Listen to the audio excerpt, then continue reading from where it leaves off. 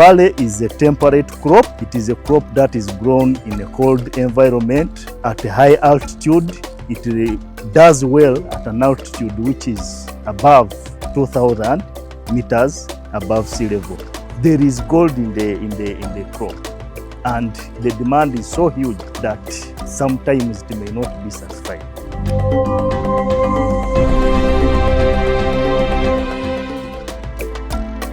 Welcome to this week's episode of NTV Seeds of Gold, your guide to all things farming in the agriculture-driven economy of Uganda. Well, this week we are still in southwestern Uganda as we dig up a little bit more of innovative approaches to crop cultivation, including apple farming. So stay tuned for a fresh perspective on agriculture. We meet the technician at Kazadi managing this apple orchard. Join us to uncover the steps of apple farming in Uganda. Yes, it is very possible to grow apples in Uganda. So stick around. And where we are now in the apple orchard called Nyalungu, which is a station of Katweka Nozadi.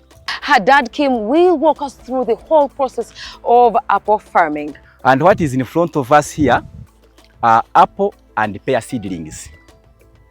I want to demonstrate how we raise the apple seedlings and later be taken to the orchards.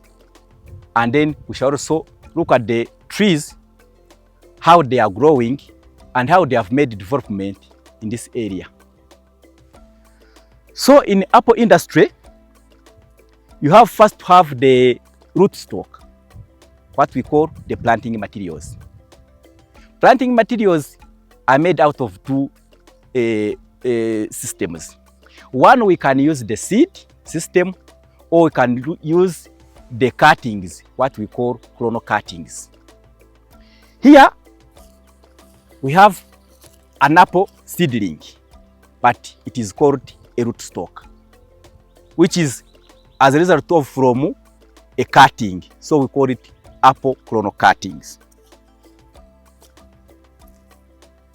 Here we have a grafted apple from the seedlings, which we call a rootstock, which is not grafted. Once it has reached a pencil-like size ready for grafting, then we collect the scion, graft on top, and we get a complete seedling. After getting that complete seedling, after 6 months onwards, it starts giving us flowers. These flowers come when the seedling is still young. After grafting 6 months, when it has fully grown, it gives out the flowers. Yes, this is as a result. When we are collecting the scion, I will show it in the when we cut the scion on the branch of a tree. But this scion is already mature and is in a stage called the dormancy. In the dormancy, the plant keeps the food inside the stem and the stem becomes stiff, which means once you cut it, it is able to survive for another weeks using the food it has stored inside. So once we have cut the scion, which is already mature, in the dormancy stage, it has kept the food. What it does, it only has to agree with the rootstock. And once the catchability has taken place, then what it does, it comes out with flowers first, like producing the children. Now, after producing the children, it has now to ask itself, how do I feed the children? And then eventually it brings the leaves. Through photosynthesis, then leaves will be able now to support the fruits, and it becomes a complete plant. First of all, we have these machines. This is a grafting knife. This is a secateur. And this one is a grafting tape. It has to have those characteristics of elasticity, so that when you are tying, it is able to hold it firmly, so that there is no space and make it heal very fast. And it is normally transparent, so that you can be able to observe whether it is healing or it has already died. And also the light, so that it doesn't attract the heat. Then we have this, we call it a pruning saw. This one we use it on big trees, what we call tree training. After the seedlings we have planted, and has grown to a tree, then we do what we call tree training. Let us stage, I will also show you. Then we have also this part. Farmers have been disturbed with the birds, you know, everywhere. These apples, as long as they have put there the fruits, then those fruits contain the sugar. Once the bird has tasted, then it can eat the whole garden. So we do what we call a fruit bagging. And this one protects the fruit. It makes the skin of the fruit very good, and then also the maturity. So that's why you find our apples very clean, and they are not contaminated, and control also the diseases.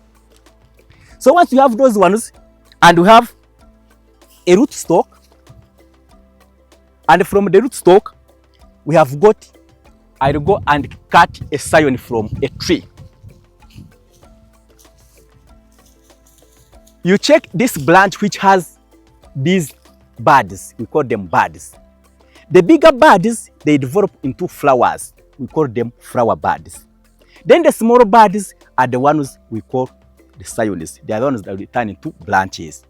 So I will cut a scion here, which is very thick, so that it contains the food inside it. It had been dormant, and we have removed the leaves.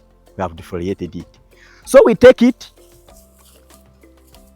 to the root stock, and we make sure it is the same size with the root stock. And the root stock also has to be dormant. Dormancy, it is like, you can check these two. Here it has seed, meaning there is no food escaping. And at times the leaves also, they become old and they are removed. This one is still has the apical growing, which means it is still elongating, and it is very tender. It is soft, but this one is very hard, meaning that this one has no food. The food it is using for the leaves to grow and the plant grows upwards. This one has already kept the food inside and is waiting for another season. And once I put them here, they are close the same. In the field, we cannot get the exact.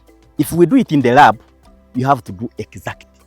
But in the field where you can't get exact, we say the root stock must be slightly bigger than the scion, or the scion must be slightly smaller than the root stock, so that the one which holds down becomes bigger and the one on top becomes a little bit smaller, but close to the same size. So from there, if we are to do the grafting, I'm going to use one method of grafting, what we call a whip method. That one we do it on seedlings which are still young in the nursery, that they have smaller size. But once we have attained a bigger size, then we can use a wedge method. That one we normally use it in the field. But this one are still the seedlings which are young in the nursery, I use a whip method. This whip method, I'm trying to expose the cambium of the scion and then the cambium of the rootstock. And once they unite, then the process goes on and it becomes a complete plant. We don't put there anything, just only to wrap it properly and then put it in a shade and start watering, and then it becomes a complete seed. I mean seedling. So I do like this. And you can see that inside the part which is white, that section. So that inside part gets united to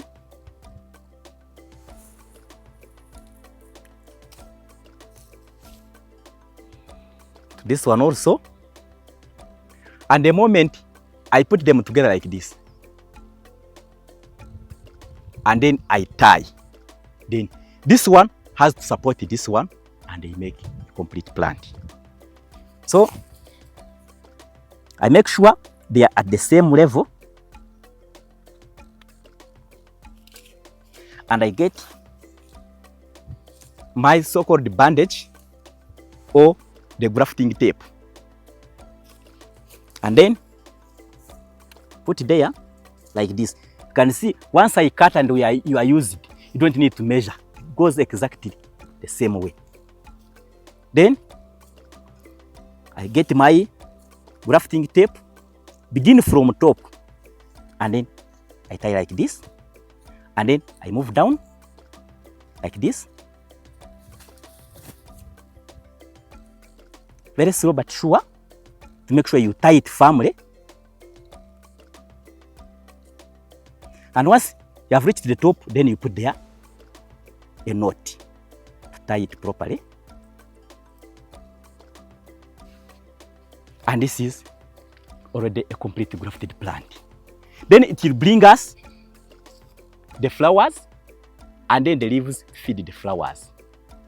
And once you have got this one, after 6 months, then you take it in the field, you dig a hole of 2 feet by 2 feet, put there the manure, then get this plant, remove this cavera, plant it, do the watering, and have it to rest. And you wait for 2.5 years, you start harvesting the fruits of apple. So they are 2 different plants, and they don't agree to each other, except they don't have alternative. So the moment this one produces its own son and daughter from here, from this side to this one, they will outcompete this Scion, and the Scion will die. So I have to protect this part which is most valuable, and this is the one we want. Like if a farmer goes somewhere and admires a good plant, when he brings it, it is this one. This part is just for helping. So anything that grows from here downwards, we remove and we maintain this one. Then after certain time, this one will agree with this one, they will make a complete plant.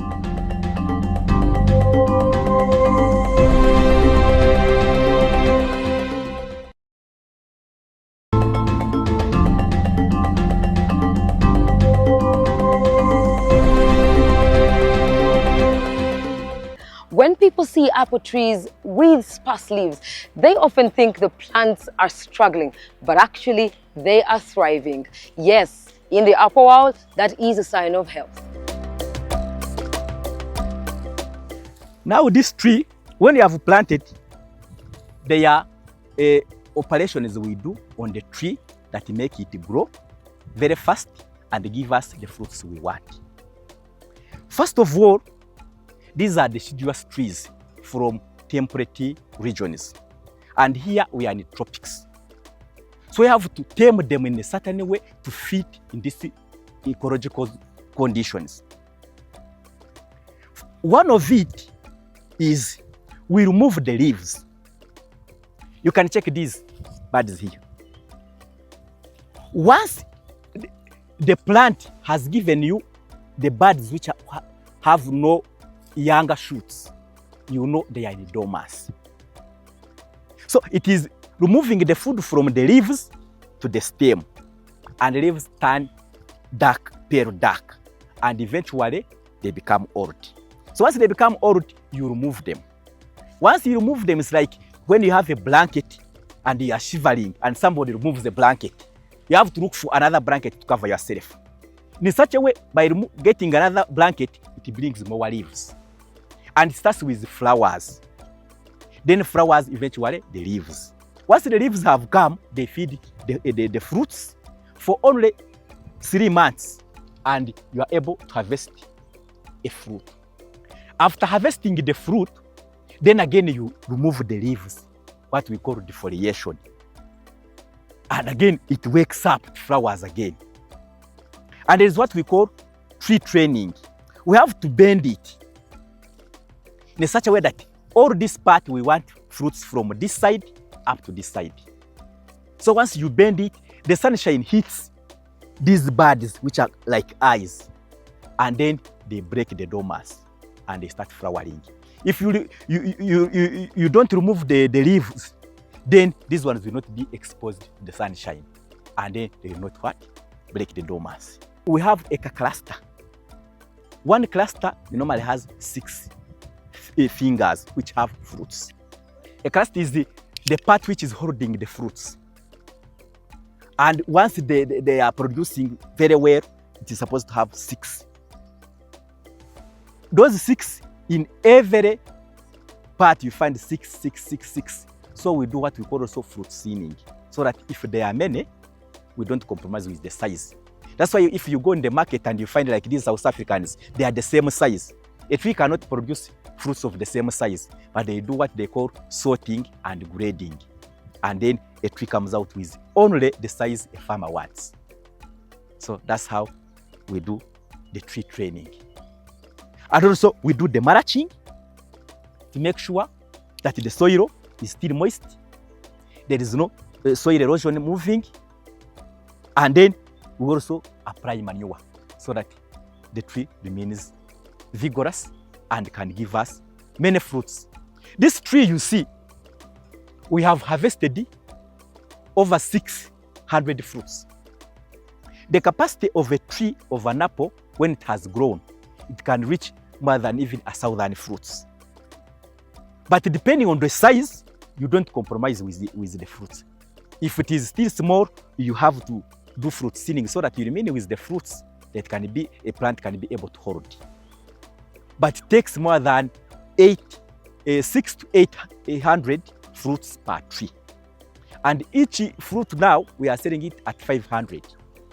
So this is a crop that is going to bring development in this region, and it is a high value crop. If you compare it with other crops, for it, in Uganda, we have 2 seasons we are blessed. So every year, we harvest 2 times in a year. Like any venture in farming or anything that you opt to do, apple farming comes with its set of challenges, and Kim doesn't shy away from sharing them. We have been trying to do organic farming. We are normally using manure. We have not been using a lot of fertilizer. But at times there is when we get challenges with the diseases and pests. Like we have a disease called the white powdery mildew, and it normally attacks the shoot of the plants. It is like a white shoot, and it is that growing part. And once they eat the growing part, it means the plant now suffocates and normally dying downwards. So we normally use those fungicides to spray those diseases, and once they have gone, then we leave out the spraying. And mostly the pests are these aphids. They normally attack the fruits and eat. And also the birds. Birds are really becoming a hazard to us and also to the farmers. That's why we're improvising this kind of protection called fruit bagging. A fruit grows in this bag until it reaches its maturity, and you harvest it without any damage at all. But the moment you live like the way you see here, the whole place, once they have harvested sorghum and other crops, then the birds have nothing to eat apart from attacking our trees. And they begin eating most of the fruits. So I have to do that protection. Apple farming is labor intensive, but the technical manager offers a unique perspective on handling it. It is not so much labor intensive, depending on how much you reap from it. Because I've told you, managing like mangoes or oranges, it is even a bit hectic than this one. Because one tree of an apple, the money you get from it can manage like a whole acre of the mangoes or the oranges. The difference is only that this one you have to time the days of defoliation to make sure that you go with the season, and also synchronize your plants to make sure they flower and fruit at the same time, so that if you are entering the market, you go at once. But other management options, they are the same. Apart from here, you have to remove the leaves, you have to check on the fruits if there are many, you do fruit thinning, but other things, they are the same way you manage the mangoes and the oranges. But for them, they need a lot of manure. It's another challenge. So a farmer must be, if he wants to plant like 10 apple trees, at least he has to have like 1 goat or 2 or a 0 grazing cow, so that he can collect the urine, can collect the manure and put on that plant. And that's why we are doing this planting along the hedges. This is a cadiandra. These are cadiandra plants that are helping us to stabilize our bands. At the same time, they are nitrogen fixing plants, and we use them for also as a fodder for our animals. So the moment we cut them, plus the elephant grass, we feed them to our animals, and then we collect manure from the animals, we put it back here. Then the remains, we normally cut, mulch them, and they give us nitrogen to the soil. So that is how we are using it to make sure that the whole place is being utilized and we can make development in this area. Here we have established now 5 acres, and we are continuing downwards there. We have a target of 50 acres of apple plants and another 50 acres of Hass avocado the other side. So we are trying to use this here to make sure that the whole place is being utilized by plants and also the trees, to make sure that the soil is regenerated. At the same time, we can get fruits from the trees, and then we can stabilize our bands.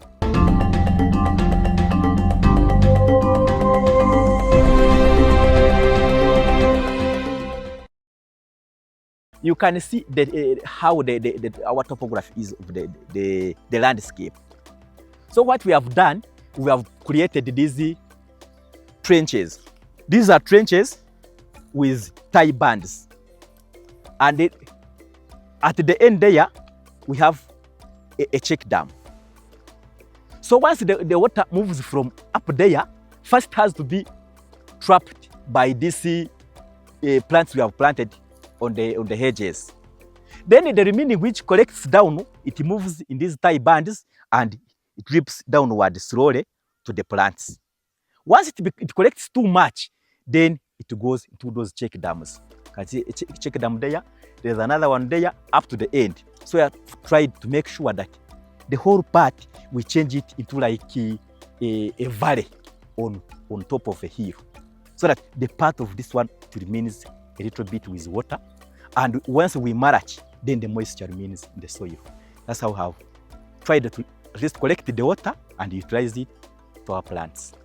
And we want to do this, the whole of this part, and we make sure that also farmers can learn from these technologies and then be implemented to their places. You know, Kabale has those small lands, it is land fragmented. And we're trying to say if somebody cannot have those acres, but within like 1 acre or 1/4 acre can be able to put their crops, put their trees, and then animal, and then it can stay together, and then it makes a development.